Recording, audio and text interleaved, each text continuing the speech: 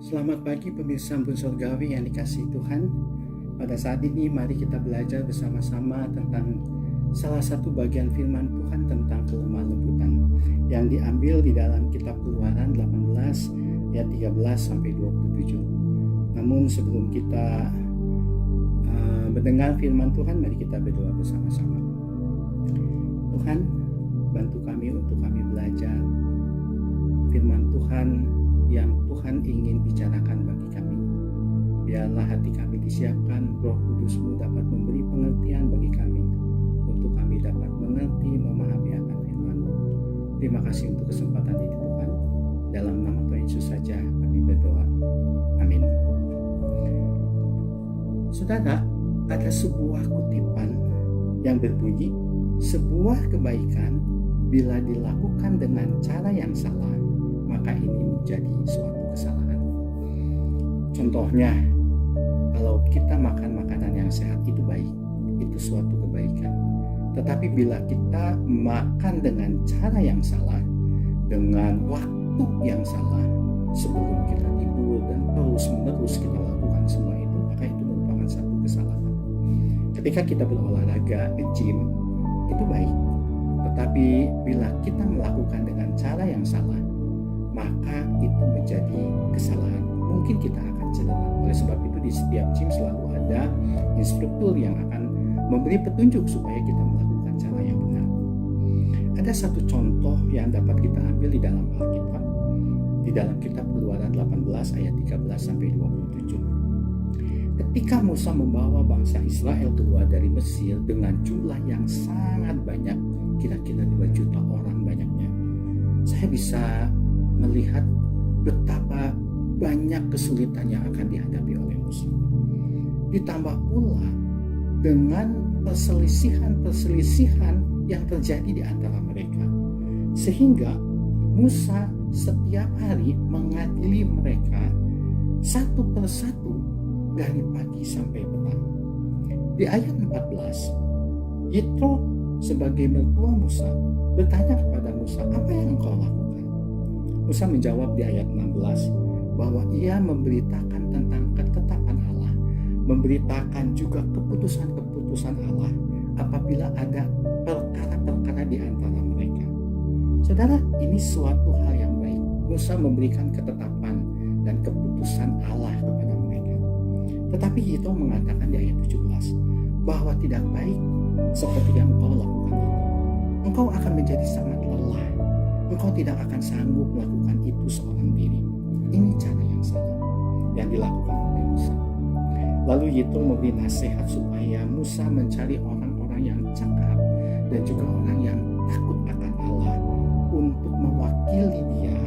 Lalu ajarkan kepada mereka ketetapan-ketetapan Allah. Beritahukan pula kepada mereka jalan-jalan yang harus dijalani. Ini adalah cara yang benar yang dilakukan, yang diberitahukan oleh Yitro kepada Musa. Bukan secara one man show seperti yang Musa lakukan, tetapi melalui wakil-wakil bangsa itu yang takut akan Allah. Dan juga jangan hanya memberitahukan, make know kepada mereka, tetapi juga harus teach and show them. Ajarkan dan beritahukan kepada mereka jalan-jalan yang harus dijalani. Musa adalah pemimpin besar yang ditunjuk Allah. Namun dengan segala kerendahan hati, dengan segala kelembutannya, ia menerima nasihat daripada Yitro. Padahal Yitro itu bukan siapa-siapa. Yitro bukan pemimpin besar. Yitro itu juga bukan orang yang ditunjuk Allah. Dia hanyalah mertua daripada Musa. Inilah kelemah lembutan yang Musa perlihatkan di dalam hidupnya. Sampai Alkitab mengatakan di dalam Bilangan 12 ayat 3 bahwa Musa adalah orang yang sangat lembut hatinya, lebih dari siapapun yang ada di bumi ini. Yesus mengatakan di dalam Matius 5 ayat 5, berbahagialah orang yang lemah lembut, karena mereka akan memiliki bumi. Kata lemah lembut di dalam ucapan bahagia ini bukan berarti lemah lunglai, tetapi kata itu menunjukkan suatu kekuatan sekaligus kelembutan seseorang yang taat kepada Tuhan setelah melewati liku-liku kehidupannya. dan bersikap lembut terhadap sesama. Mengapa orang yang lemah lembut itu dikatakan bahagia? Karena mereka akan memiliki bumi. Apa maksudnya memiliki bumi? Memiliki bumi itu bukan berarti memiliki kekuasaan yang luar biasa sehingga bumi ada di dalam kekuasaan tangannya, atau memiliki kekayaan yang luar biasa sehingga mempengaruhi banyak orang di bumi ini. Tetapi memiliki bumi itu artinya memiliki kehidupan berkat surgawi selama di bumi ini. Saudara, karakter lemah lembut itu tidak diperoleh secara instan, tetapi melalui tempaan dan didikan Allah. Di masa mudanya, Musa sangat bertindak ceroboh, tidak sabaran, serta melakukan segala sesuatu itu menurut kehendak dirinya sendiri, sehingga ia pernah gegabah dengan membunuh seorang Mesir. Akibatnya, Tuhan menempa Musa sebelum memakai dirinya. Dia ditempa dalam pelarian di padang gurun selama 40 tahun. Setelah itu, baru Musa dipakai Tuhan. Musa dipakai Tuhan dengan karakter kelembutan hatinya untuk menghadapi bangsa Israel yang tegak tengkuk. Saudara, di dalam kehidupan kita sehari-hari, mungkin kita juga mengalami hal yang sama seperti Musa. Ketika kita melakukan sesuatu yang baik, namun dengan cara yang salah, lalu ada yang menegur kita. Apakah itu anak kita? Apakah itu anak didik kita? Apakah itu orang-orang yang dianggap jauh lebih junior daripada kita?